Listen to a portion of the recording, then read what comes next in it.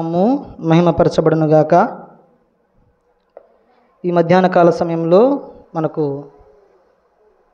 దేవుడు మనతో మాట్లాడినటువంటి మాటలను పరిశుద్ధ గ్రంథం ద్వారా మనం నేర్చుకుందాం. దానికంటే ముందు నేను మిమ్మల్ని ఒక ప్రశ్న అడగాలనుకుంటున్నాను. మనల్ని క్రైస్తవులు అంటారా, ఏమంటారు?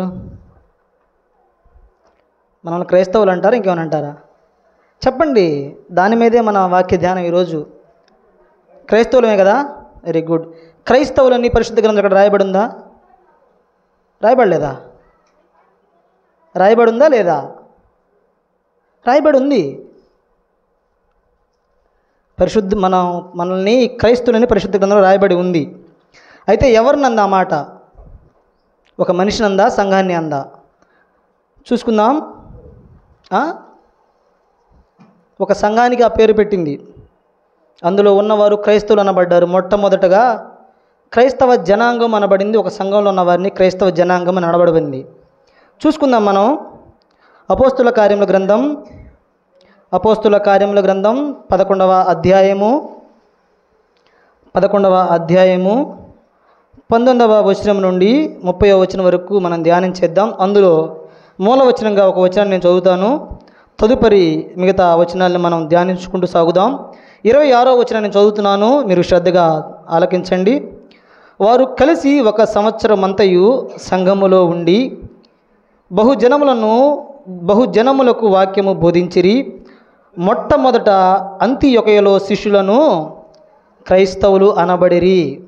పరిశుద్ధ గ్రంథంలో ఉన్న మాటే. సరే, మా ప్రభు సహాయం కొరకు వచ్చిన మాట ప్రార్థన చేసి ప్రభువులో వాక్యంలో ముందుకు సాగుదాం. పరిశుద్ధుడైన మా దేవా, సర్వాధికారి మా ప్రభువా, ఇదిగో మా తండ్రి, మమ్మల్ని క్రైస్తవులుగా అనబడబడ్డాం. నీ పరిశుద్ధ గ్రంథంలో అంత్యొక సంఘంలో ఉన్నటువంటి నీ శిష్యులను క్రైస్తవులని మీరు మొదటగా చెప్పి ఉన్నారు మా తండ్రి. అయితే ప్రభువా, క్రైస్తవులు అనబడుటకు మా తండ్రి వారు ఏ రీతిగా ప్రయాసపడ్డారో అయా మీ మాటల ద్వారా మమ్మల్ని సరిచేయండి. అయా మేము కూడా క్రైస్తవులు అనబడే వారముగా ఉండుటకు కావాల్సినటువంటి ప్రభువైన లక్షణాలు మాలో నేర్పించండి. ఇదిగో మా ప్రభువా, ఇక్కడ నిలవబడిన వాడు వట్టివాడు, మట్టివాడు, యోగ్యత లేనివాడు. ఈ సిలువ చోట అయా ఈ మట్టి ఘటమును సిలువ చోటను మరుగుపరిచి మీరు మాట్లాడండి. అయా మేము మాట్లాడితే ప్రయోజనమే లేదు ప్రభువా. నీవు ఆత్మపూర్ణుడిగా ఉండి మీరు మాట్లాడితే ప్రభువా సంఘం కట్టబడుతుంది, సంఘం విస్తరించబడుతుంది మా తండ్రి ప్రభువానైనా. అయా ఈ జ్ఞానము లేనటువంటి ప్రభువా ఈ మట్టి ఘటమును సిలువ చోటను మరుగుపరిచి మీరు మాట్లాడమని సహాయము చేయమని ప్రవేశనామం నా స్తుతించి ప్రార్థించి అడిగి వేడుకొనుచున్నాం పరమ తండ్రి, ఆమేన్. ప్రియులారా, ఇక్కడ వీరు క్రైస్తవులు అనబడ్డారు. అయితే మనం 19వ వచనం నుంచి కనుక మనం ధ్యానించుకుంటూ వస్తే అనేకమైన సంగతులు మనకు అపోస్తుల కార్యముల గ్రంథంలో లూకా గారు రాయించబడ్డారు. లూకా గారి చేత రాయించబడిన గ్రంథమే అపోస్తుల కార్యముల గ్రంథం. 19వ అధ్యాయాన్ని మనం 19వ వచనం నుంచి గమనించినట్లయితే 11-19లో స్టెఫను విషయంలో కలిగిన శ్రమను బట్టి చెదిరిపోయిన వారు యూదులకు తప్ప మరి ఎవరికిని వాక్యము బోధింపక ఫినేకే కుప్ర అంత్యొకయ ప్రదేశముల వరకు సంచరించిరి. ఇక్కడ ఈ వాక్యాన్ని మనం ధ్యానించినట్లయితే స్టెఫను విషయంలో ఒక శ్రమ కలిగింది. ఆ శ్రమను బట్టి ఆది సంఘము ఎక్కడ ఏర్పడ్డది? ఆది సంఘం ఎక్కడ ఏర్పడ్డది? అపోస్తుల కార్యం 2వ అధ్యాయంలో ఉంది కదా. ఎక్కడ ఏర్పడింది ఆది సంఘము? వాక్యాన్ని మనం ధ్యానించాలి, వాక్యంలో మనం నేర్చుకోవాలి. ఆది సంఘం ఎక్కడుందమ్మా? యెరూషలేములో ఏర్పడిన సంఘం అదే కదా ఆది సంఘము. 120 మందితో కూడినటువంటి ఆ సంఘమే కదా ఆది సంఘము. యెరూషలేములో ఉన్నటువంటి ఆది సంఘములో ఉన్నటువంటి విశ్వాసులు లేదా అపోస్తలులు స్టెఫను యొక్క శ్రమలను చూసిన వారై ఆ శ్రమలను బట్టి వారు ఏమయ్యారంట? చెదిరిపోయారు. ఈ లోకంలో మనకు కూడా ఏదన్నా శ్రమ వచ్చినప్పుడు చెదిరిపోయేటువంటి వారముగా ఉన్నాం. అలాగే ఈ ఆది సంఘములో ఉన్నటువంటి వారు స్టెఫనుకు ఏం శ్రమ వచ్చింది? రాళ్లతో కొట్టబడి చంపబడ్డాడు స్టెఫను. హతసాక్షిగా నిలవబడ్డాడు. 8వ అధ్యాయం చూస్తే అపోస్తుల కార్యం గ్రంథంలో మనకి అవి కనబడుచూ ఉంటాయి. 8వ అధ్యాయంలో ఏ రీతిగా ఆయన చనిపోయాడో మనకు కనబడుతుంది. అయితే స్టెఫనుకు కలిగినటువంటి ఈ శ్రమలను చూచి ఆ శ్రమలలో ఈ యూదా జనాంగం లేదా దేవుని నమ్మినటువంటి అపోస్తలులు ఇక మిగిలిన వారు చెదిరిపోయారు. ఎక్కడికి చెదిరిపోయారయ్యా అంటే, ఇంకొకటి అక్కడ చెదిరిపోయిన వారు ఏం చేశారంట? యూదులకు తప్ప మరి ఎవరికి వాక్యం బోధించాల. చూడండి ఎలాంటి పరిస్థితులు వచ్చినాయి అంటే, అప్పుడు యెరూషలేములో వచ్చినటువంటి సంగతులు ఇవి. స్టెఫనును హతసాక్షిగా చేసినప్పుడు లేదా రాళ్లతో కొట్టి చంపబడ్డప్పుడు యూదులు చెదిరిపోయారు. చెదిరిపోయిన వారు వాక్యము యూదులకు మాత్రమే చెప్పారంట. మిగిలిన ఎవరికి వాక్యము అందలా. వాక్యము ఎవరికి అందని స్థితిలో ఉన్నప్పుడు, యూదా జనాంగకు మాత్రమే ప్రచురిస్తూ ఉన్నప్పుడు, ఆ సంఘములో చెదిరిపోయినటువంటి విశ్వాసులు, సంఘంలో ఉన్నవారు విశ్వాసులే కదా, విశ్వాసులు చేయాల్సిన పాత్ర ఈ సంఘం వారు చేస్తున్నారు. ఏం చేస్తున్నారంటే, ఆ సంఘములో వారు ఎక్కడికి వెళ్ళారు చూడండి, ఫినెకే, కుప్రా, అంత్యొక ప్రదేశములకు వరకు సంచరించిరి. యెరూషలేము నుండి వాళ్ళు ఫినెకే ప్రాంతానికి, కుప్రా ప్రాంతానికి, అంత్యొక ప్రాంతానికి వెళ్ళారు. ఈ ఫినెకే, కుప్రా, అంత్యొక ఎక్కడుందో మనకు తెలుసా? పరిశుద్ధ గ్రంథంలో చివరి పేజీలో మనకు మ్యాప్లు ఉంటాయి. ఎప్పుడన్నా ఒకసారి గమనించండి. మనం వాక్యాన్ని ధ్యానించేటప్పుడు వారు ఎంత ప్రయాసపడ్డారో మనకు అర్థమవుతుంది.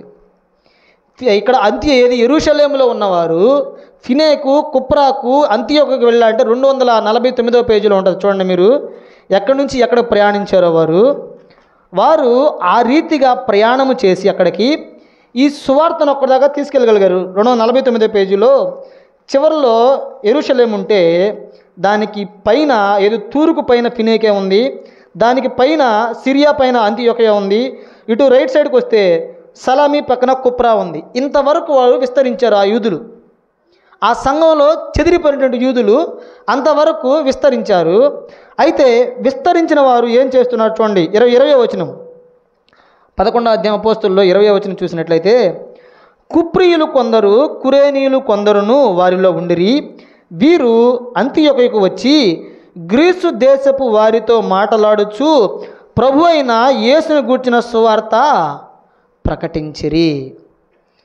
సువార్త, యెరూషలేములో ఉన్న సువార్త, స్టెఫనుకు కలిగిన శ్రమలను చూసినటువంటి ఆ యెరూషలేం సంఘంలో ఉన్న అపోస్తలులు, ఆది అపోస్తలులు, అక్కడున్న విశ్వాసులు చెదిరిపోయారు. చెదిరిపోయిన వారు కుప్రకును, ఫినేకేకును, అంతియోకకు వచ్చారు. అక్కడకు వచ్చి వారు ఎవరితో మాట్లాడుతున్నారు చూడండి. ఇందాకేం చెప్పాడు? యూదులకు తప్ప ఎవరికి వాక్యం వినబడట్లా, ఎవరికి వాక్యము బోధించట్లా, ఓన్లీ యూదులకు మాత్రమే వినపడుతుంది. కానీ అక్కడున్న విశ్వాసుల బాధ్యత చూడండి ఎలా ఉందో. ఆ విశ్వాసులు అంతియోక వరకు వెళ్ళి అక్కడ వారికి ఎవరికి చెప్తున్నారంట? ఎవరు చెప్తున్నారు?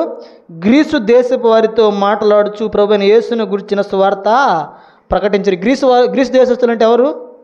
అన్యజనాంగము, అన్యజనులు. అన్యజనులకు మనం సువార్త చెప్పకూడదు అనుకున్నారు. అసలు యెరూషలేములో ఉన్నవారు ఏమనుకున్నారంటే, ఈ కష్ట సమయాల్లో, ప్రాణములు పోయేటువంటి ఈ సమయాల్లో మనము యూదులకు తప్ప వేరే వారికి సువార్త చెప్తే మనము కూడా ప్రాణాలు పోగొట్టుకుంటామేమో అనే భయంలో ఉన్నారు. అసలు అప్పుడు ఉన్నటువంటి భయాలు ఏ రీతిగా ఉన్నాయంటే,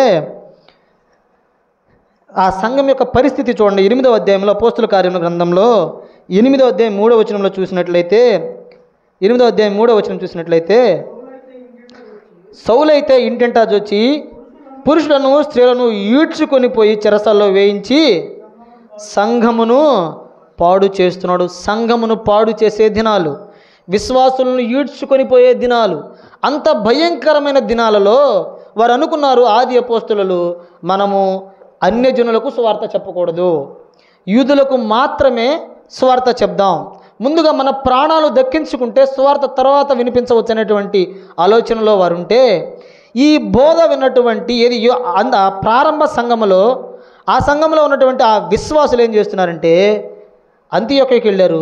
అక్కడ సువార్త చెప్తున్నారు. ఎవరికి? అన్య దేశస్తులైనట్టు గ్రీసు దేశం వారికి, అన్య జనాంగానికి బోధిస్తున్నారు. వాస్తవంగా అన్య జనాంగానికి మనం బోధిస్తే ఆ సమయాల్లో, ఇప్పుడు మనం వింటూ ఉన్నాం, సువార్త ప్రకటించబడుతున్నప్పుడు అనేక మంది వారిని ఏ రీతిగా హింసిస్తున్నారు. ఏ రీతిగా బాధిస్తున్నారు, సువార్త చెప్పడానికి లేదని మనం యూట్యూబ్లో చూస్తూ ఉంటాం కదా, ఎలా కొడుతున్నారు వాళ్ళని. అటువంటి పరిస్థితి ఇప్పుడు ఒక రకంగా ఉంది, కానీ అప్పుడైతే రాళ్లతో కొట్టి చంపారు. స్టెఫన్ రాళ్లతోనే కదా కొట్టి చంపింది. అటువంటి పరిస్థితిలో కూడా ఆ సంఘములో ఉన్న విశ్వాసులు ఏం చేస్తున్నారంటే సువార్త ప్రకటిస్తున్నారు. అయితే సంఘములో ఉన్న మనము, విశ్వాసిగా ఎంచబడిన మనము, ప్రభు సంఘములో, ప్రభు శరీరంలో, రక్తంలో పాలు పంపుతున్న మనము సువార్త ఎలాగో ప్రకటిస్తూ ఉన్నాం. అన్యజనుల మధ్య సువార్త ప్రకటించేటువంటి అనుభవం నా జీవితాల్లో ఉందా? దేవుని మంచి వాతావరణం అనుగ్రహించి, మంచి వసతులు అనుగ్రహించి, చక్కని మందిరాన్ని ఇచ్చి, కొంతమంది విశ్వాసులను ఇచ్చినప్పుడు మనం ఇంతవరకే పరిమితం అవుతున్నామా? అన్య జనాంగం ఇంకా ఉన్నది. ఆ జనాంగానికి ప్రభు సువార్త ఎలా వినిపించబడాలి? వీరైతే శ్రమలలో కూడా వెళ్ళారు. ఆ విశ్వాసులు అంతియొకయలో వారు సువార్తను ప్రకటిస్తూ ఉన్నారు. చూడండి, అయితే మన 11వ అధ్యాయం 21 వచ్చినట్లయితే, వారు సువార్త ప్రకటించిన తర్వాత ప్రభు హస్తము వారికి తోడై ఉండెను గనుక నమ్మిర వారి రేకులు ప్రభు తట్టు తిరిగిరి. ఆ సువార్త వినపడ్డానికి వాళ్ళకి నాయకుడు లేడు. ఇలాగే సంఘంలో విశ్వాసులు ఉన్నారు. ఇక్కడ ఒక శ్రమ జరిగింది, ఒకరు చనిపోయారు. ఆయన శ్రమను చూసి వారందరూ చెదిరిపోయారు, అనేక ప్రాంతాలకు వెళ్ళిపోయారు. వారే ప్రభువుని గూర్చిన సువార్త చెప్తున్నప్పుడు అనేకులు ఏమయ్యారంట? ఆ సువార్తకు అనేకులు తోడై ఉండను గనుక నమ్మిన వారు అనేకులు ప్రభువు తట్టు తిరిగారు. ప్రభువు తట్టు తిప్పినటువంటి ఆ విశ్వాసులు. అయితే మన జీవితంలో మనం ఎంతమందిని ప్రభు తట్టు తిప్పాం? మన విశ్వాస జీవితం ద్వారా, మన సువార్త ద్వారా ఎంతమందిని ప్రభువు తట్టు తిప్పగలిగాం? ఆలోచన చేద్దాం. మనకి ప్రభువు ఇన్ని సంవత్సరముల నుంచి ప్రభువును మనం నమ్మి ఉన్నామో, ఆయన సువార్తను ప్రకటిస్తూ ఉన్నామో, మన సువార్త ద్వారా, మనం బోధించిన ప్రభు సువార్త ద్వారా ఎంతమంది పట్టబడ్డారు, ఎంతమంది సంఘంలో చేర్చబడ్డారు? అయితే వీరు ప్రభువునందు వారేమైనా ప్రభువుతోటి తిరిగినప్పుడు 22వ వచనం, వారిని గూర్చిన సమాచారం యెరూషలేములో ఉన్న సంఘపు వారు విని బర్నబాను అంతియొక వరకు పంపిరి. ఇక్కడ మనం చూసినట్లయితే యెరూషలేములో ఉన్న ఆది సంఘానికి అంతియొకలో ఉన్నటువంటి సంఘమును గురించి తెలిసింది. యెరూషలేములో ఉన్నటువంటి ఆది అపోస్తులు ఉన్నారు కదా, వారికి అంతియొకలో ఎవరు నాయకత్వం లేనటువంటి ఆ జనాంగాన్ని, ఈ సంఘములో చెదిరిపోయిన వారు ప్రభు యొక్క సువార్తను వినిపించి ప్రభు తట్టు అనేకులు తిరిగారని యెరూషలేముకు తెలియబడ్డాది. యెరూషలేములో ఉన్న అపోస్తులు ఆశ్చర్యపోయారు. ఆ అపోస్తులు ఏ రీతిగా జరిగినది ఇది? మనము ప్రభువుని నమ్మి కూడా అన్య జనులలోకి మనం వెళ్ళలేకపోయాము, యూదులకు మాత్రమే మనము ప్రభు యొక్క సువార్తను వినిపిద్దామని మనం ఒక తీర్మానం చేసుకున్నప్పుడు అంతియొకలో సంఘం ఏర్పడింది. ఎలా జరిగింది? విశ్వాసుల బాధ్యతగా వాళ్ళు అక్కడ పనిచేశారు. ఆ సంఘములో వారి బోధ విన్నవారు అన్య జనుల మధ్య అనేక ఆత్మలను రాబట్టగలిగారు. అయితే వీరికి ఆ మాట విన్నప్పుడు ఈ యెరూషలేములో ఉన్నటువంటి ఆదిమ అపోస్తులు ఆశ్చర్యపడి వీరికి ఒక ఆలోచన వచ్చింది. ఏమైనా ఆలోచన వచ్చిందయ్యా అంటే, ఆ ఏర్పడిన సంఘము బలహీనపడకూడదు, ఆ సంఘము బలపడాలి. ప్రభు వైపు తిరిగిన వారు ప్రభువుని ఆనుకొని జీవించాలి, ప్రభువుని హత్తుకొని జీవించాలని వారు అనుకొని సంఘమును, వారి ఆది అపోస్తులు పెద్దలుగా ఉన్నవారు ఒక నిర్ణయాన్ని తీసుకున్నారు. ఏదైనా సంఘములో ఒక నిర్ణయించబడాలంటే ఏ విషయమైనది సంఘ పెద్దల నిర్ణయం ద్వారా జరగాలి. ఇక్కడ సంఘ పెద్దలు ఒక నిర్ణయాన్ని తీసుకున్నారు. అదే రీతిలో సంఘ పెద్దల బాధ్యత కూడా ఎక్కడ అవసరత ఉన్నదో వారు గుర్తించాలి. అంతియొకలో అవసరత ఉన్నదని వారు గుర్తించారు. అంతియొకలో ఉన్న విశ్వాసులు చెదిరిపోకూడదని వారి కొరకు మనం ప్రయాసపడాలి, వారిని ఏ రీతిగా మనము ప్రభువులో బలపరచాలని వారు ఒక ఆలోచన చేసి ఒక వ్యక్తిని పంపిస్తున్నారు వారి దగ్గరికి. ఆ సంఘపు వారు విని బర్నబాను అంతియొక వరకు పంపిరి. ఎవరు పంపారు బర్నబాని? ఆది అపోస్తులు లేదా సంఘ కాపరులు బర్నబాని పంపారు. బర్నబానే పంపడానికి గల కారణం ఏంటి? బర్నబాను అంతియొకకు ఎందుకు పంపారు అంటే, ఆ సంఘములో ఉన్నవారు, ఆ ఆది అపోస్తులు బర్నబా యొక్క గుణగణాలను వారు చూచిన వారు దగ్గర నుంచి, బర్నబా యొక్క విశ్వాస జీవితాన్ని చూచిన వారు బర్నబా యొక్క స్థితిని వారు ఎరిగిన వారు, ఇతనైతే ఆ సంఘాన్ని కట్టగలడు అని వారు అతని మీద నమ్మకం ఉంచిన వారు, అతనిలో సామర్థ్యాన్ని గుర్తించిన వారు. అయితే ఈ మధ్యాహ్న కాల సమయంలో మన సామర్థ్యాన్ని గుర్తించవలసిన వారు సంఘ పెద్దలే. వీరి ద్వారా సువార్త వినబడినప్పుడు అనేక ఆత్మలు పొందగలుగుతారు, అనేక ఆత్మలు సంఘంలో చేర్చబడతాయని సంఘ పెద్దలు గమనించాలి, గుర్తించాలి. ఎవరికి బాధ్యత అప్పచెప్పాలి, ఎవరు ఈ బాధ్యతను సక్రమంగా చేయగలరని వారు గుర్తించారు. బర్నబాను అంతియోకు పంపించారు. అయితే అంతియోకుకు వెళ్ళిన బర్నబా ఏమంటున్నాడో చూడండి.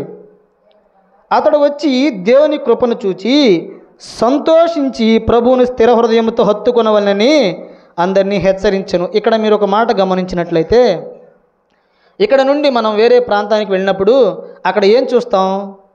సంఘం ఎలా ఉంది, బాగా కట్టారా లేదా, ఎంతమంది ఉన్నారు, ఇదే కదా మనం చూసేది, అదేగా మనం చూసేది.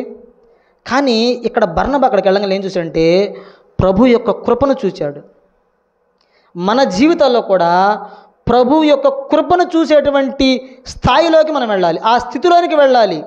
ప్రభు యొక్క కృప ఏ రీతిగా చూశాడంటే, వారిలో ఎవరూ నాయకులు లేరు, వారికి సువార్త ప్రకటన అంతంత మాత్రమే ఉన్నది, అయినప్పటికీ వారు ఈ రీతిగా కట్టబడ్డారంటే ప్రభు యొక్క కృప లేకుండా కట్టబడతారా? ప్రభు యొక్క కృప లేకుండా ఏదైనా చేయగలమా? మనం ఏదైనా సాధించగలమా? ప్రభు కృపను బర్నబా చూశాడు. ప్రభు కృపను చూచి ఆయన ఏం చేశాడంట? సంతోషించాడు. ఇది కదా సంఘంలో మనకు కావాల్సింది. ప్రభు కృపలో ఎదుగుతున్న వారిని చూసి మనం సంతోషించాలి, ఆనందించాలి. ప్రభు ఏ రీతిగా ఇతనికి తోడై ఉన్నాడు అనేటువంటి ఆలోచనతో మనం సంతోషించాలి. ప్రభుతో కలిసి, ప్రభువా ఇంత ఆధిక్యత అతనికి ఇచ్చావు, ఎంత సంతోషం ప్రభువా, నీకు నమ్మకముగా జీవించిన వ్యక్తిగా అతను నీవు ఎంతగా ఆయన్ని అభిషేకించావు ప్రభు అని మనము గుర్తించాలని సంతోషించి అన్నాడు. ప్రభువును స్థిర హృదయంతో హత్తుకొనవలనని అందరినీ హెచ్చరించుచున్నాను. ఎవరైనా ఒక కొత్త వ్యక్తి వచ్చి మనం హెచ్చరిస్తే మనం ఊరుకుంటామా? ఇక్కడ హెచ్చరిక అంటే ఇంగ్లీష్ బైబిల్లో ఏముందంటే ఎగ్జార్టెడ్ అని ఉంది, అంటే బలంగా ప్రోత్సహించడం అని ఉంది. అంత మాత్రమే కదా. అసలు బర్నబా అంటే పేరుకి అర్థం తెలుసా? దానికి హెచ్చరిక పుత్రుడు కింద పుట్టినోట్లో ఉంటుంది. ఏముంటుంది చూడండి, 4వ అధ్యాయం చూడండి, అపోస్తుల కార్యముల గ్రంథము 4వ అధ్యాయం 36వ వచనములో, 4:36, కుప్రలో పుట్టిన లేవీయుడకు యోసేపు అని ఒకతడు ఉండెను, ఇతనికి అపోస్తులను హెచ్చరిక పుత్రును అర్థమిచ్చు బర్నబా అని పేరు పెట్టి ఉండిరి. కింద ఏమనుంది? బర్నబా అంటే హెచ్చరిక పుత్రుడు అంటే ఆదరణ పుత్రుడు, ఆయన ఆదరించేవాడు. అక్కడికి వెళ్ళి వారిని ఆదరించాడు, హెచ్చరించాడు. అంటే మన తెలుగు బైబిల్ అలా రాయబడింది, కానీ ఇంగ్లీష్ బైబిల్ మనం చూసినట్లయితే వారినంట ఆయన ఆదరించాడంట. మీరు ప్రభువులో ఏ విధంగా ఉండాలన్నాడు?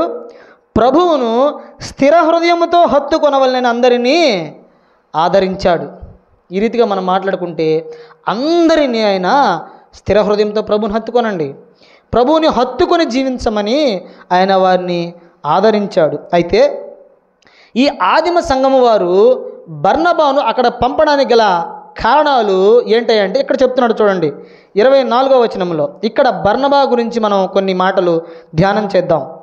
24వ వచనం చదవండి. అతడు పరిశుద్ధాత్మతోనూ విశ్వాసముతోనూ నిండుకొనిన సత్పురుషుడు, బహుజనులు ప్రభు పక్షమున చేరిరి. ఇక్కడ మనం ఆలోచించినట్లయితే బర్నబా జీవితం నుంచి 4 మాటలు మనం జ్ఞాపకం చేసుకోవాలి. మొదటిదిగా ఆయన వారిని ఆదరించినవాడు, సంఘమును ఆదరించినవాడు. ఈయనలో ఉన్న లక్షణాలు ఏంటంటే ఆయన దేంట్లో అంట పరిశుద్ధాత్మతో నిండుకునినవాడు. ఇది చాలా ప్రాముఖ్యమైనది. పరిశుద్ధాత్మతో మనం నింపబడాలి. ప్రభు పనిలో మనం కొనసాగాలి అంటే పరిశుద్ధాత్మతో నిండిన వారమై ఉండాలి. పరిశుద్ధాత్మ మనలో లేకుండా, పరిశుద్ధాత్మతో మనం నిండుకొనకుండా మనం ఎంత ప్రయాసపడినా ఆ ప్రయాస వ్యర్థమే. అర్థమవుతుందా? మనము ఎంత ప్రయాసపడినా ఆ ప్రయాస వ్యర్థమే. మనము పరిశుద్ధాత్మతో నిండుకోవాలి. అలాగే రెండవ మాట అంటున్నాడు, దేంతంట? విశ్వాసముతో నిండినవాడు. మన జీవితాల్లో నిండైన విశ్వాసం ఉందా? నిండైన విశ్వాసం ఉందా? నిండైన విశ్వాసం మన జీవితాల్లో ఉందా? ఆలోచన చేయండి. రాత్రి మన విజ్ఞాపనలో దేవుని దాసుల ద్వారా మనం ఒక మాట విన్నాం. ఏలియా అక్కడ వర్షం రాలేదు, ఒక్క అరచేతి అంత మేఘము సముద్రం మీద అట్లా లెగవంగానే ఈయన పరిగెత్తుకుంటా పోయాడంట గుమ్మాల దగ్గరికి. అసలు చెప్పలేనంత వర్షం పడిద్దని, నువ్వు రథాన్ని సిద్ధపరచుకొని వెళ్ళిపోని చెప్పాడంట ఆహాబుతోటి. ఎంత విశ్వాసం ఆయనకి నిండుకొని ఉంది. మనకు అలాంటి విశ్వాసం ఉందా? ఏలియా వంటి విశ్వాసం మనలో ఉందా? చిన్న అరచేతంత మేఘాన్ని చూసి ఆయన ఎంతగా విశ్వసించాడు ప్రభుని. అలాగే బర్నబా కూడా విశ్వాసంతో నిండుకొని ఉన్నాడంట. సంఘ పెద్దలు పంపగానే అయినా, ఇప్పుడు మనం ఆలోచన చేసినట్లయితే బర్నబాని పెద్దలు పొమ్మన్నారు కదా, పొమ్మన్నప్పుడు బర్నబా ఏమని ఉండొచ్చు? అక్కడ పరిస్థితులు ఏంటి? అన్యజనుల మధ్యకు నన్ను వెళ్ళమంటున్నారు. అన్యజనుల్లో మనం చూసాం స్టెఫను ఏ రీతిగా రాళ్లతో కొట్టబడి చంపబడ్డాడు. నేను వెళ్ళను అన్నాడా? అది ఎంత కఠిన పరిస్థితి అయినా అవ్వచ్చు, కానీ వారు చెప్పగానే బర్నబా లేచి అంతియోకుకి వెళ్ళిపోయాడు. ప్రభు సంఘాన్ని కట్టడంలో బర్నబాకున్న విశ్వాసం, ప్రభువే నన్ను చూచుకుంటాడు, ఏ శ్రమలైనా ప్రభు నన్ను చూసుకోనగలడని ఆయన విశ్వాసంతో నిండుకొని ఉన్నాడు కాబట్టే అంతియోక వరకు వెళ్ళగలిగాడు. అయితే మనకు ఆ విశ్వాసం ఉందా? ఆ విశ్వాసం మన జీవితాల్లో ఉంటే రక్షణ పొందిన మనము బాప్తిజం అనుభవంలోకి రావడానికి ఎందుకు వెనకాడుతూ ఉన్నాం? ఆయన చూసుకోడా? ఆయన నిన్ను నన్ను పరిశీలన చేసి నన్ను ఆయన మార్గంలో నడిపించలేడా? నిన్ను బాప్తిజం అణువులో పడిపోకుండా నిలబెట్టలేడా? ఆయన మీద విశ్వాసం ఏది నీకు?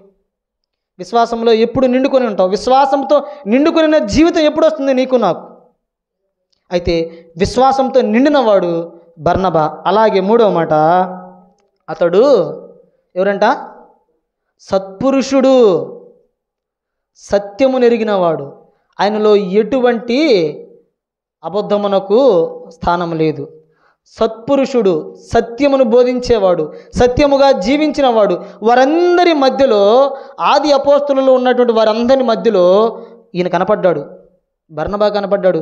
ఒక సత్పురుషుడిగా, విశ్వాసంతో నిండుకున్నవాడుగా, పరిశుద్ధాత్మతో నిండినవాడుగా ఉన్నాడు. అంత మాత్రం మీద వారు ఏం చూశారంటే సంఘాన్ని కట్టగల సామర్థ్యము కూడా బర్నబాలో చూచారు. ఇలాంటిది నీ జీవితంలో, నా జీవితంలో చూడాలి. సంఘ పెద్దలు, విశ్వాసులు, సంఘము బయట ఉన్నవారు మనలో ఆ కోణాలు చూసినప్పుడు ప్రభు మనల్ని ఎంతగానో హెచ్చిస్తాడు. అయితే ఈయన ప్రభువులో ఆయన పరిశుద్ధాత్మతోనూ విశ్వాసంతోనూ నిండిన సత్పురుషుడైన వాడు బహుజనులు ఆయన పక్షముగా చేరిరి. అయితే ఆయన పక్షముగా చేరాలి అంటే ఈయన ఎంతగా విశ్వాసంలో ముందుకు నడిపించాడో వారిని. మన జీవితాల్లో ఎంతమందిని మనము ప్రభు సన్నిధిలో చేరుస్తూ ఉన్నాం? ఆయన పక్షముగా చేరుస్తూ ఉన్నాం. మన సువార్త ద్వారా కావచ్చు, మన విశ్వాసం ద్వారా కావచ్చు, మన ప్రవర్తన ద్వారా కావచ్చు. పేతురుపత్రికలో చెప్తాడు కదా, మనం ఏమీ చేయకుండా, వాక్యం బోధించకుండానే మన ప్రవర్తన బట్టి, పవిత్ర ప్రవర్తన బట్టి వారిని మనము రాబట్టబడవచ్చు అంటాడు 2వ పత్రిక 3:2లో. అలాగనే మనం ఎంతమందిని ప్రభు పక్షాన్ని చేరుస్తూ ఉన్నాం? ఎంతకాలం నుండి ప్రభువులో మనం ఎదుగుతూ ఉన్నాం? ప్రభువులో నిండుకొని ఉన్నాం. విశ్వాసంలో ఎంతమందిని ప్రభువులో పక్షాన చేర్చాం? ఆలోచన చేయండి. ప్రభు పక్షాన చేర్చకపోతే నీకు నాకు ఫలము లేదు. ప్రభు పక్షాన చేర్చాలి. అనేకులను సువార్త ద్వారా పట్టుకోవాలి. మన మట్టుకే కాదు సువార్త, అనేక ఆత్మల కొరకు. ప్రభు ఎందుకు వచ్చాడు ఈ లోకానికి? నశించిన దాన్ని వెదకి రక్షించడానికే ఆయన ఈ లోకానికి వచ్చాడు. నశించిపోయిన ఆత్మలను ప్రభు పక్షాన చేర్చడానికి మనం ప్రయాసపడాలి. తర్వాత మాట చూసుకున్న 25వ వచనం చూసినట్టయితే, అంతటా అతడు సౌలును వెదుగుటకు తార్సునకు వెళ్ళి అతనిని కనుగొని అంతియోకు తోడుకొని వచ్చెను. ఇక్కడ మనం ఆలోచన చేసినట్లయితే బర్నబాకు అంతియోక సంఘం అప్పగించబడింది. అవునా? అప్పగించబడినప్పుడు ఆ శిష్యులు అనేకులు చేరుతున్నప్పుడు బర్నబాలో ఒక ఆలోచన వచ్చింది.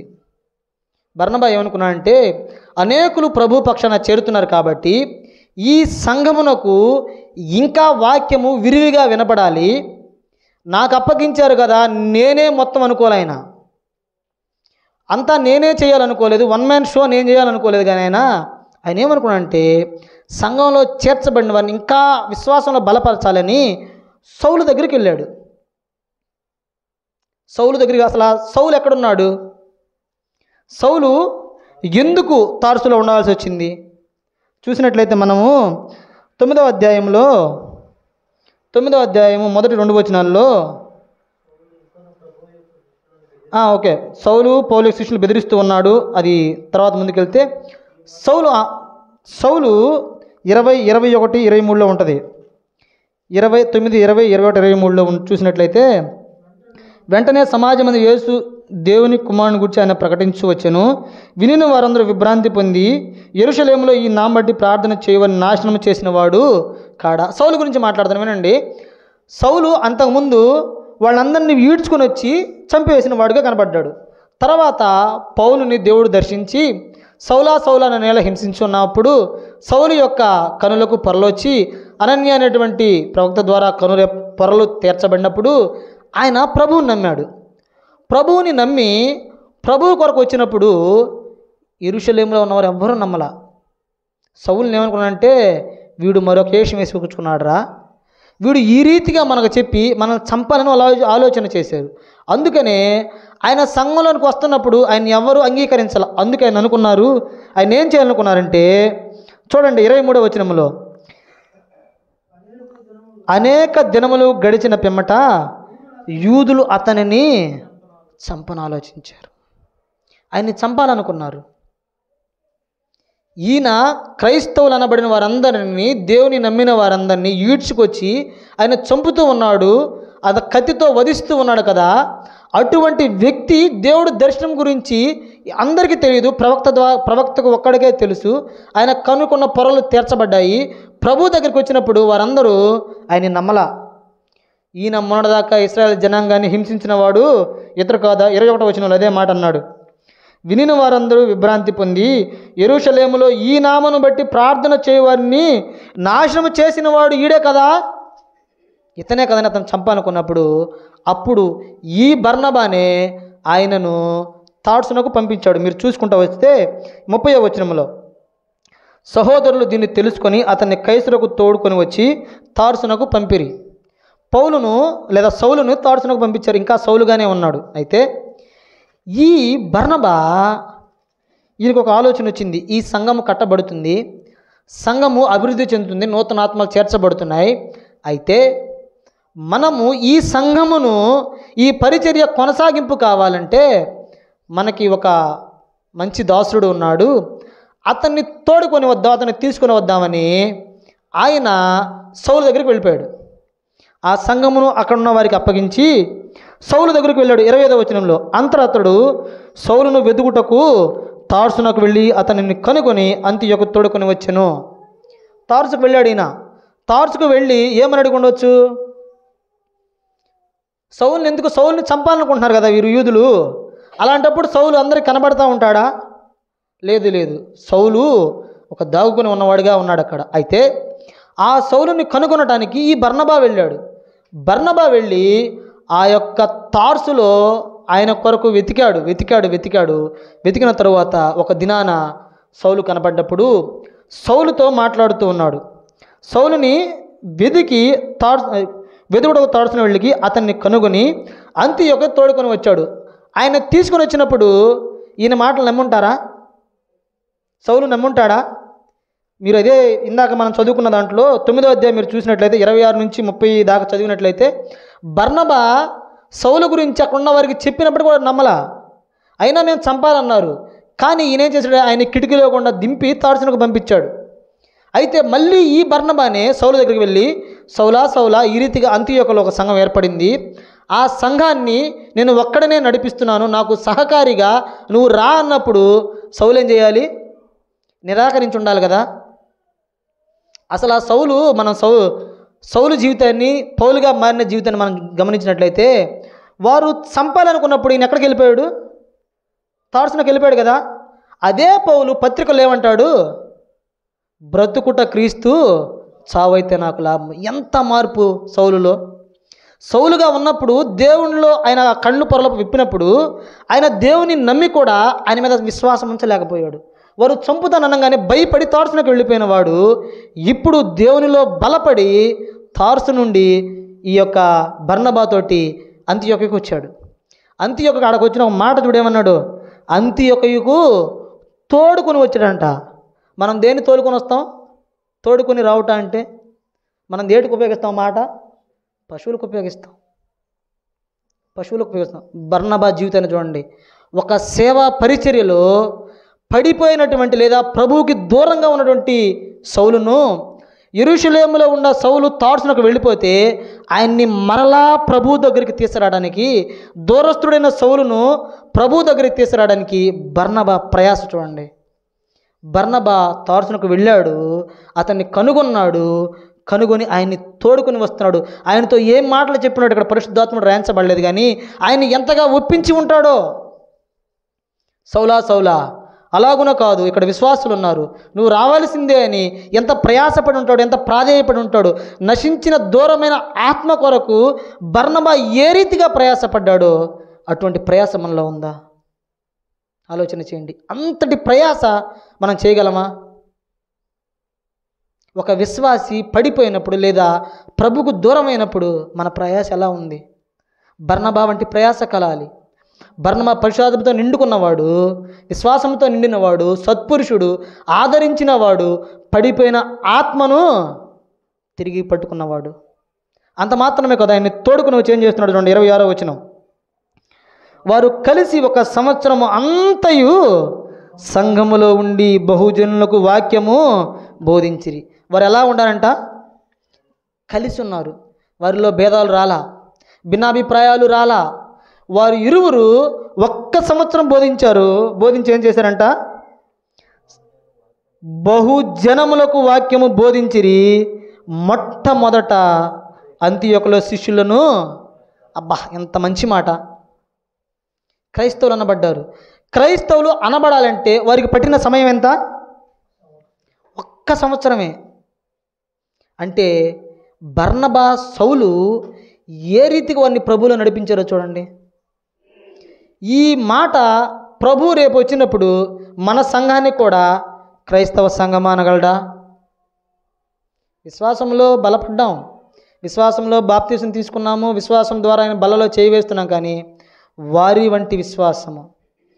దైవజనులు చెప్పే మాట ఏంటంటే, ఒక విశ్వాసి క్రైస్తవుగా మార్చబడాలంటే అక్కడ 2 లేదా 3 వాక్యమును సరిగా వాక్య రీతిలో బోధించేవారు ఉంటే వారు ప్రభువుకు పిల్లలు అవుతారు. ఎంతమంది రక్షణ పొంది ఎన్ని సంవత్సరం నుండి ఈ వాక్యాన్ని వింటున్నారు? ఎంత కాలం నుండి మీరు ఈ సువార్తను వింటూ ఉన్నారు? ఇంకా ప్రభువులోకి రాలేకపోతున్నారే. ఆ సంఘమునకు పట్టిన కాలం 1 సంవత్సరమే.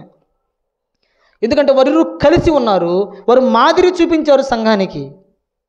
వారి మాదిరి మనకు మాదిరిగా ఉండాలి, వారి వంటి స్నేహభావం మనకు కలిగి ఉండాలి. మనం కీర్తన గ్రంథం చదువుతాం, సహోదరుల ఐక్యత కలిగి ఉంటా, ఎంత మేలు ఎంత మనోహరం. ఆ వాక్యాన్ని చదువుకుంటున్నాం, కానీ ఆ మేలు ఆ మనోహరము మన జీవితాల్లో కనబడాలి ఇతరులకు. అప్పుడే సంఘము కట్టబడిద్ది. అందుకే పరిశుద్ధ గ్రంథంలో మొట్టమొదటి సంఘము, క్రైస్తవులు అనబడిన సంఘం ఏది? అంతియోక్య. ఇక్కడ మరి మరొక మాట మనం ఆలోచించినట్లయితే, అసలు ప్రారంభ సంఘం ఏది? ఎక్కడ ఉంది ప్రారంభ సంఘం? యెరూషలేములో ఉంది. ఎవరు నన్నాలి క్రైస్తవులని? ముందుగా యెరూషలేములో వాళ్ళు అనాలి. కానీ ఎవరినన్నాడు? అంతియోక్య. అంటే యెరూషలేములో కంటే కూడా అంతియోక్యలో సంఘం ఎలా ఉంది? బలముగా ఉంది, స్థిరముగా ఉంది, విశ్వాసంతో నిండుకొని ఉంది, పరిశుద్ధాత్మతో నిండుకొని ఉంది, సత్పురుషుని కలిగి ఉన్నటువంటి ఆ సంఘాన్ని ప్రభువు క్రైస్తవులు అన్నాడు. అయితే మనం కూడా అటువంటి విధానంలో ఉండాలి. క్రైస్తవ జనాంగముగా మనం ఉండాలి.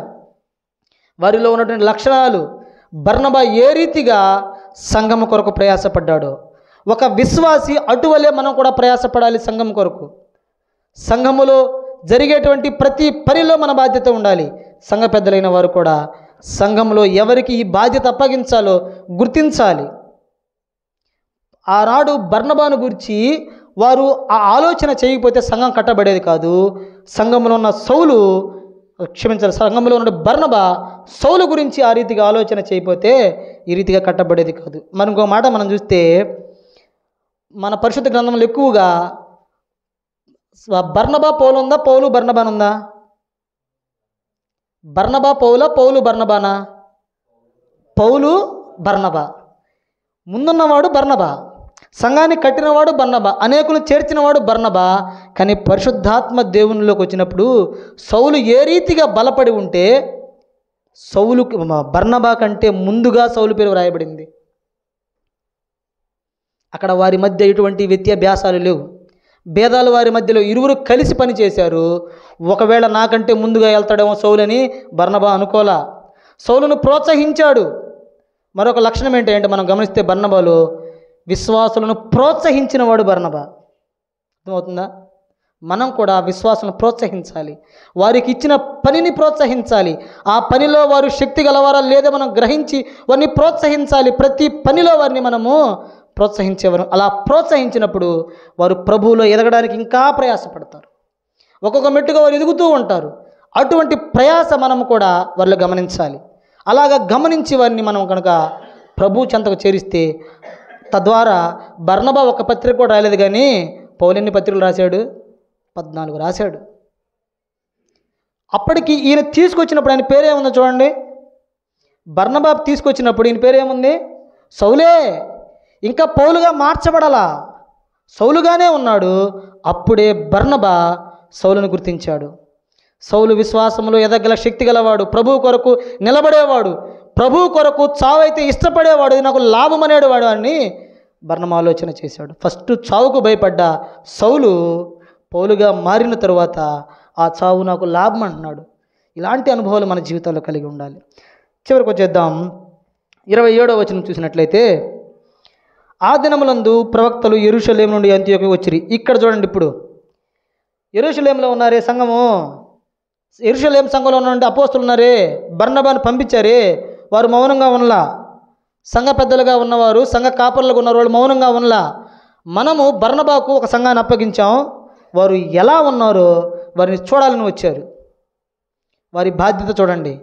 ఆ సంఘం అప్పగించినప్పుడు వారు ఏ రీతిగా సంఘాన్ని కడుతున్నారో వారి పరీక్ష చేయాలి. వారు ఎలా బలపడుతున్నారో విశ్వాసంలో కనుగొనాలని వారి బాధ్యత మర్చిపోకుండా అక్కడ నుండి అంతియోకైకి వచ్చారు. వచ్చిన వారు ఏం చెప్తున్నారండి?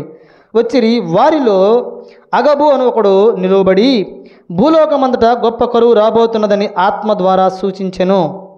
అది క్లౌదియా చక్రవర్తి కాలమందు సంభవించును. ఆ వచ్చినటువంటి ఆ అపోస్తులలో ఒక అపోస్తులుడైనటువంటి అగబు లేచి ఆయనకి ప్రభు యొక్క మాట వినబడినందున ఆయన ఇది బోధిస్తూ ఉన్నాడు. ఈ సూచకుడు చెప్తున్నాడు, ఏమంటాడంటే భూలోకమంతటా గొప్ప కరువు రాబోతున్నదని ఆత్మ ద్వారా సూచించాడు. దేని ద్వారా సూచించాడు? ఆత్మ ద్వారా. ఇది ప్రాముఖ్యం. మనము ఏది మాట్లాడినా ఆత్మ ద్వారా మాట్లాడాలి. మన సొంత మాటలు ఎప్పటికీ ఉండకూడదు, మన సొంత తలంపులు ఉండకూడదు. ప్రభు యొక్క ఆత్మ చేతనే మనము నడిపించబడాలి. ఇక్కడ అగబు ప్రభు యొక్క ఆత్మ ద్వారా ఏం చేశాడు? సూచించాడు. అది క్లౌదియా చక్రవర్తి కాలం సంభవించిన అన్నాడు. అప్పుడు చూడండి, శిష్యులలో ప్రతివాడు తన శక్తి కొలది యోదయలో కాపున్న సహోదరులకు సహాయము పంపుటకు నిశ్చయించుకున్నారు. ఇక్కడ ఆ సంఘంలో ఉన్నారు. వీళ్ళు ఎక్కడికి వచ్చారు? అంతియోకకి వచ్చారు. అంతియోక సంఘంలోకి వచ్చినప్పుడు ఆ సంఘంలోకి వచ్చిన తరువాత అగబు ద్వారా ప్రభు మాట్లాడాడు ఆత్మచేత. క్లౌదియా చక్రవర్తి కాలంలో కరువు రాబోతున్నప్పుడు అక్కడ సంఘం వారు ఏం చేస్తున్నారు చూడండి. అక్కడ విశ్వాసులు ఏమనుకుంటున్నారు? అప్పుడు శిష్యులు ప్రతివాడు తన శక్తి కొలది యూదులలో కాపురం ఉన్న సహోదరులకు సహాయం చేయుటకు నిశ్చయించుకున్నారు. యూదుల కొరకు వీళ్ళు ఇష్టపడుతున్నారు, యూదులకు సహాయం చేయాలని నిర్ణయించుకున్నారు. అక్కడ మనకు తెలిసి ఒక ప్రాంతంలో ఒక ఇబ్బంది లేదా కరువు జరుగుతున్నది తిరిగినప్పుడు ఒక విశ్వాసిగా వారికి మన శక్తి కొలది సహాయం చేసేవారంగా ఉండాలి. ఆ సంఘం అలా నేర్పించింది. బర్నబాసలు ఆ రీతిగా సంఘానికి నేర్పించారు వారు. అటువంటి నేర్పరి మన సంఘాల్లో ఉండాలి. మనం కూడా ఇచ్చేవారముగా ఉండాలి. సంఘమునకు కొరత ఉన్నది, అకరత ఉన్నది తెలిసినప్పుడు మన శక్తి కొలది ప్రభు కొరకు మనము వెచ్చించేవారము, కష్టపడేవారముగా ఉండాలి. ఆయన కొరకు మనము ప్రతి విషయములో మనము ఆయనకు ఇచ్చేవారముగా ఉండాలి. ఇటువంటి నీ ధనమును కాదు ఆయన కోరేది, నీ హృదయాన్ని, నీ సమయాన్ని, నీ ప్రార్థనా జీవితాన్ని, నీ విశ్వాస జీవితాన్ని ఆయన కోరుతాడు. ఒకవేళ నిజముగా కరువు లాంటి సమస్య వచ్చినప్పుడు మనందరము వారి కొరకు ప్రయాసపడాలి. అందుకే కదా మన విజ్ఞాపనలో, ప్రతి విజ్ఞాపనలో మనం ఎవరైతే శ్రమలో ఉన్నారో, ఇబ్బందిలో ఉన్నారో వారి కొరకు మనం ఏం చేస్తాం? విజ్ఞాపన చేస్తాం. వారి కొరకు మన ప్రార్థనలు జ్ఞాపకం చేసుకుంటాం.